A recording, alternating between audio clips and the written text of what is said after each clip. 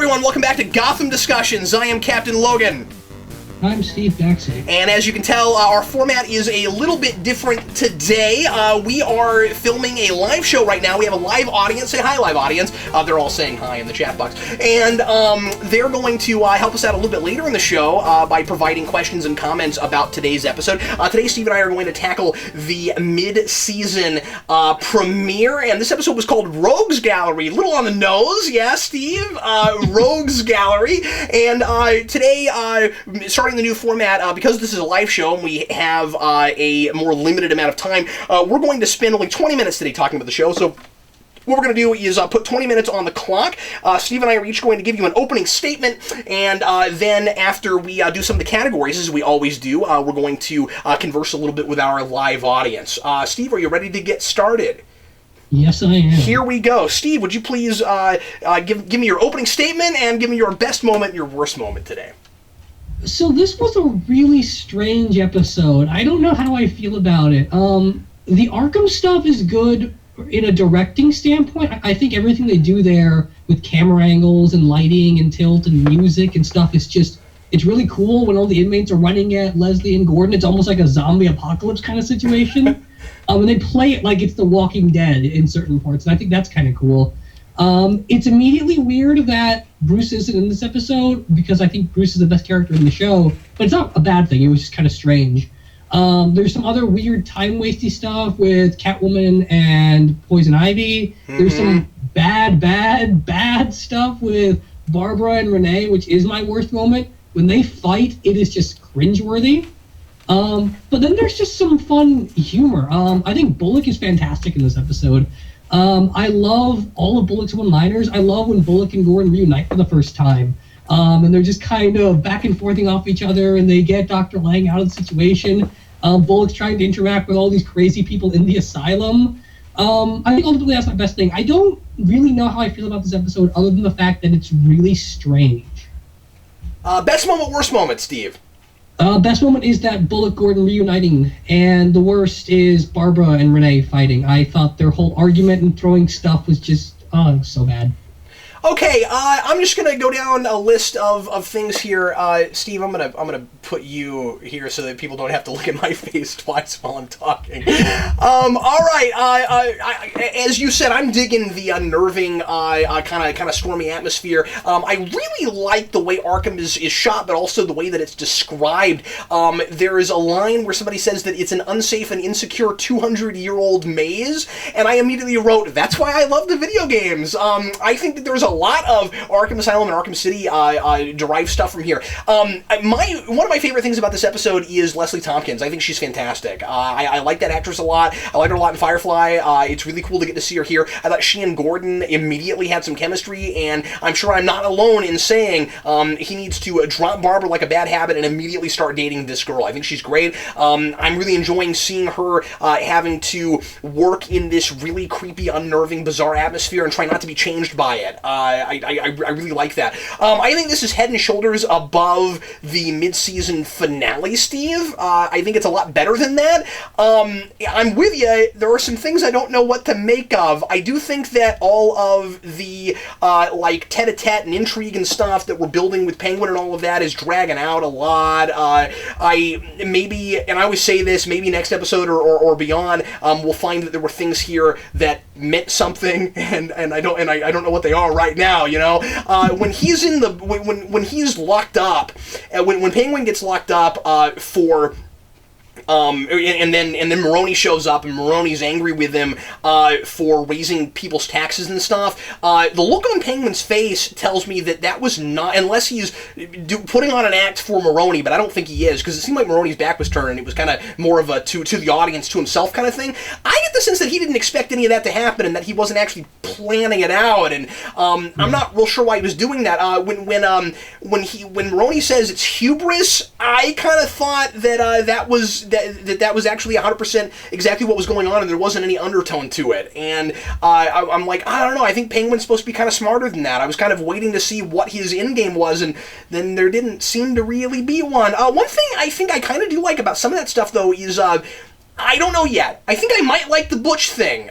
First of all, I like that Butch gets to sort of go off and do a thing, and that, like, I kind of expected him to just be a henchman that was, like, always just with Fish, and then suddenly he gets to go off and do a thing on his own, and for a while there, I didn't know if he was making a play for her seat, just like, Penguin is, or, other people are, or if he was doing it for her, and then it turns out that he seems to actually be, unless we find out that he's not, loyal to her, and that's very counter to most of the characters in this show, right? That she actually has some kind of loyalty to somebody. Most people, we most of the time through the show have a very there is no honor among thieves kind of thing. So I wonder if he doesn't completely believe in her, and if that's not going to cause him problems later, or that he'll be the only person that's ever in her corner.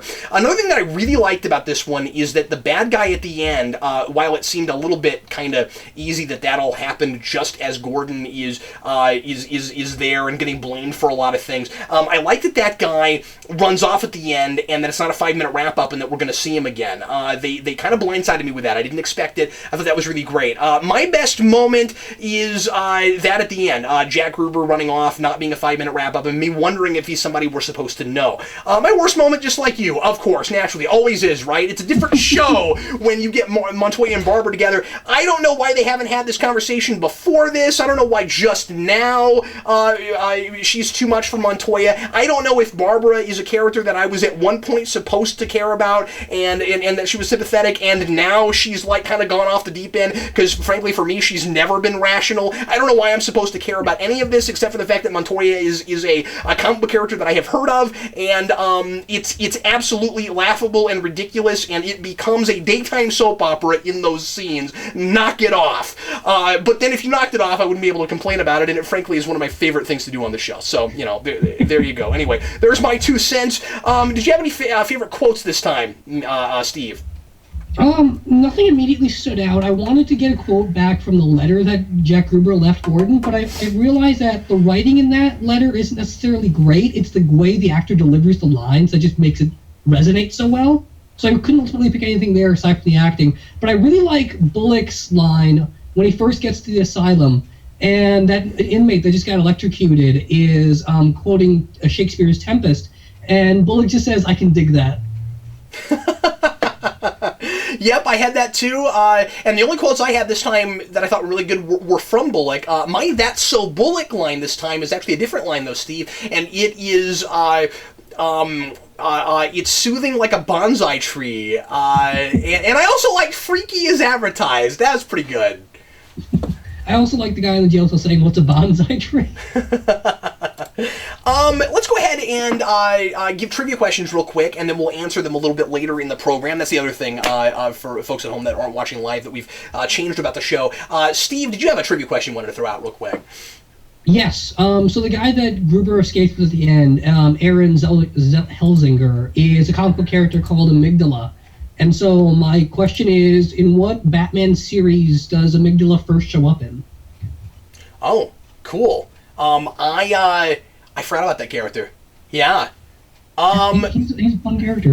My question, he reminds me of a villain from Freakazoid. Anyway, my question is, what does Ivy insist Selina leave out of her food?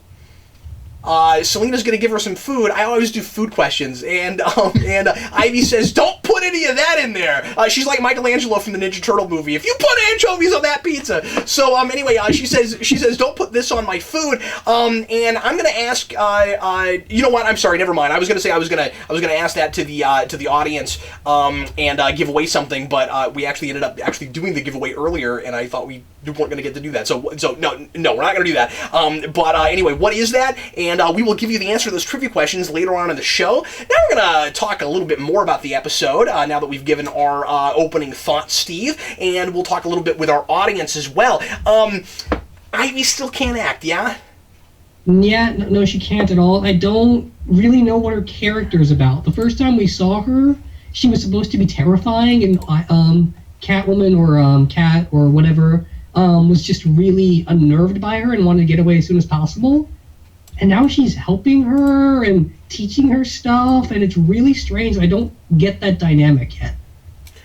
Yeah, I'm not sure about it either. I thought we were supposed to be really creeped out by her, and I didn't see a lot of that. I'm not sure why all that's in this particular episode. It seemed kind of random and not connected to anything. And I mean, I guess that can be sort of okay, because this is not just a one-and-done episode kind of show. I get that, but it is the kind of show that usually has like a beginning, middle, and an end, and then some overarching things, and sometimes they connect, and I just don't know why that stuff was here. That's all I'm saying. The Catwoman stuff seemed kind of pointless. Sci-Fi fan. I know what they're doing with it right away, because there's that thing where Barbara calls in the house and a woman answers. So I'm pretty sure it's going to be like Barbara thinks that Jim is dating another girl or something, and they use that for drama. Yeah. It's just like that interpersonal dynamic between Selina and Ivy herself. It doesn't really mean anything. I don't understand it yet. I don't get it yet. Mass Sci-Fi Fan says he thinks she's a fine actress. There are a lot of people that have disagreed with us on the whole thing with Ivy, but I don't know, man. I can't get around it. I kind of feel like you've got a couple of really good child actors and actresses here, and with Bruce and Selina, and when you put her in the mix, I feel like she's at least 2 or 3 steps down. Yeah, I mean, I think what maybe people would be referring to is just the way they think she's being portrayed. Like they give her a very specific wardrobe. They give her a lot of descriptive words and such. They make other people tell you what you're supposed to feel about her, but she doesn't convey any of that by herself. If you took away the green and the red and the people running away in fear from her, then she doesn't really contribute anything to the role. Yeah, I'm not sure about her line deliveries, and she seems a little bit juvenile in comparison. That's all.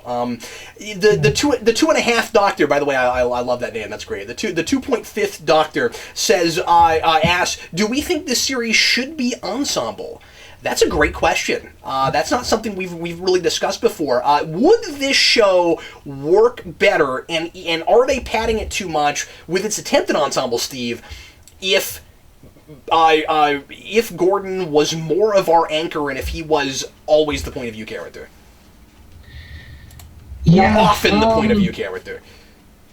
Yeah, I think because clearly they're trying to do some of that, where in the very opening scene when we have the Tempest play going on and Gordon's watching, and in the middle of that monologue or that song or whatever it was, we check in with every character individually for a couple of seconds, and they're trying to make it seem like Gordon's the focal point of all these interconnected stories, but they don't interconnect that well anyway. Like, we get so little with Enigma, we get so little with Falcone and Maroni and Penguin and Catwoman and Bruce and stuff. If you want an ensemble cast, you want to do a different set of characters every couple episodes, that's one thing. But it seems like they have so many characters that they don't know what they're doing with half of them, and they're telling a story with the other half. Blue Crayon, Cap, the guy is the electrocutioner. Yes, he is. Well, we haven't confirmed that necessarily. We know his name. I thought that was a joke. Is that actually a thing? Okay. Yeah, that's an actual character. No, I know that. I just that's who that was. Okay, I didn't look it up. Yeah, they said that he's the electrocutioner, but he doesn't have the name of any of them. He doesn't operate like any of them, and he's played like Hugo Strange before he's played like the electrocutioner. You know who I wouldn't be surprised to see here in Arkham at some point is Lockup. Yeah, good call. That'd be really cool. I hope we get a lot more really great mileage out of... I'm trying to remember because I watched this once and earlier in the week. Gordon is still at the asylum by the end of this, right? Yeah. He hasn't gotten transferred back yet, has he? No. Okay, well, let's give them props for that, right? For not changing status quo in this really interesting way, and then having him in some way really easily get back. Because an argument could be made, and it didn't bother me that much, but an argument could be made that in the episode that you said should have been the mid-season finale, that Gordon much too easily was able to get through all of that when everybody was out to get him, and the whole system wanted him dead and all of that.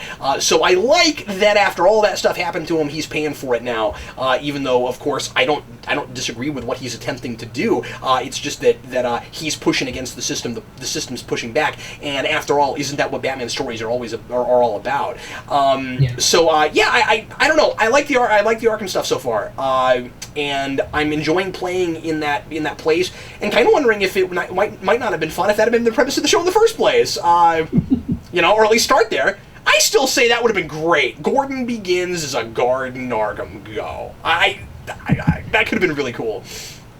Yeah, I agree. It could be a lot of fun. It could certainly aid that whole Earth 1 thing they're kind of doing, where Gordon is going to be withered and tired by the time Batman shows up. See, we've got 5 more minutes. Let's see if we've got some more questions and comments here. This chat box still pops up and down and makes it kind of difficult to look at stuff. So we're gonna do our very best. Anything else we haven't? Any major elements we haven't talked about yet, Steve? Just keep as far talking. as my list goes, no. Maybe about that Dr. Lang guy and Gordon's kind of aggressive relationship with him. I like that. I liked well him. I thought he was a pretty good actor. I didn't believe for a minute that he could possibly have been the bad guy. Although I kept thinking it would be interesting if they did a reveal and I bought it. But I kind of enjoyed him being taken in by Bullock and all of that. Yeah, I thought he was great. Yeah, I agree. I thought all of his dialogue with Gordon about, like, making use of your own resources and not believing anything he's saying was really cool. Oh, Mass Sci-Fi Fan says Nigma in the promo for the next episode, which I never look at those, names that guy Electrocutioner. Okay, well, I didn't expect him to come back right away, so I figured it'd be a while. So yeah, that's kind of cool. Well, that kind of makes me worry of Curious Low working in Arkham, and they're just going to randomly call him over to do GCPD stuff, and it might kill the premise. That's a good point. Curious Low just said it would have, if we did it that way, it would have been called Gordon Begins, which is pretty funny. What else? Not getting a lot of questions. Just a lot of kind of either confirming things we said, where people agree with us on things, or saying no, Ivy's fine. One person said, I forget who it was, that the biggest problem with Ivy still is her name. I can't disagree with that. Ivy Pepper. I don't get that. Ivy Pepper. Yeah. Pepper. And the answer to my trivia question was not pepper, but it could have been. Oh. It could have been salt, and that might have been really amusing. Just looking through here real quick to see if there's anything else we might want to mention. Were there any other comic references, Steve, that we didn't talk about? Aside from Leslie, Amygdala, and Electrocutioner, no, not that I can tell. Boorat, do you think the Doctor and Gordon are going to be a couple for real in the show? And Jedi Trekkie 101 says, I hope that Leslie does become a love interest. I don't know. I think that could be great. It's an unlikely kind of pairing. Frankly, I was surprised by how young she was. I mean, the Leslie Tompkins we know is always elderly or close to elderly when she's dealing with Batman, and she looks like she'd be, by the time Bruce Wayne grows up, she'd only be, in her 50s, or even late 40s. But whatever, because A, this is a reimagining, so that's fine. I'm not complaining about it. I was just a little bit surprised by it. And B, it seems like everybody in the show is either a lot older than we would expect them to be, or a lot younger than we would expect them to be. But I like her a lot. Steve, I kind of hope it happens. I thought there was some subtle. That she is going to be a love interest for Gordon. Oh, it has been confirmed. Very cool. I'm looking forward to that. And then I am not looking forward to the drama that ultimately breaks them up. But I am looking forward to that. I could see them having a relationship that was a lot more kind of nuanced and believable and rational and made sense, and that they might get broken up by something tragic as opposed to a stupid argument where she goes and sleeps with someone behind Gordon's back for no sense. Oh, I had a question for you, Steve. Did it make any sense when Gordon walks back into the apartment and expects Barbara to be there? What am I missing? I thought what that was that he saw a bowl on the table and he knew someone was there, so he called for Barbara. Would you believe that I ran it back again for that scene just to make sure, and he's calling for her before he's even looked into the room. Oh, really? So he just makes a habit of calling for her name every time he comes And home. it was routine is the thing. It was almost like he just expected it. He just goes, Barbara, and he's turned around, closing the door as he's saying it. He has not taken even a peek at the room, as far as I remember. I didn't get that. And I mean, I thought they'd been broke up for a while. I thought she left, and she's been gone for a while. And frankly, I'm not sure exactly how much time has passed between the last episode and this episode, but I think there's a timetable given to us a little bit, right? With like, since you've been here, this many horrible things have happened. And another thing that I wasn't sure about was, I'm jumping around, but at the beginning of the episode, when the guy who's running the asylum says, as soon as anything like randomly terrible happens, he just immediately blames it on Gordon. Gordon is just standing there watching the play. I don't understand why. I don't get that. I kind of like that. I think all of that's just intentionally funny. That Gordon can't do anything. He can't even stand around and please that man. I think that's all kind of fun. But yeah, I don't get that. I don't know what's up with him calling Barbara's name every time if he has no evidence for it. Especially if she's been away for so long. Gorgeous Wig, did you guys notice the Joker-type laugh in the prison mob scene? Yes, I did. I thought that too. I also thought that the scarring on the blood on the face of the crazy nurse looked like very much like a Joker kind of smile. Yeah. And she was kind of demented, in a happy place kind of person too. So. Okay, that is time. That sound means that we are all out of time now, and I think we managed to cover quite a bit of ground in 20 minutes there, Steve. Let's go ahead now and answer our trivia questions. And Steve, what was the answer to your trivia question today, sir? So the answer to my question was Batman's Shadow of the Bat is where Amygdala first shows up.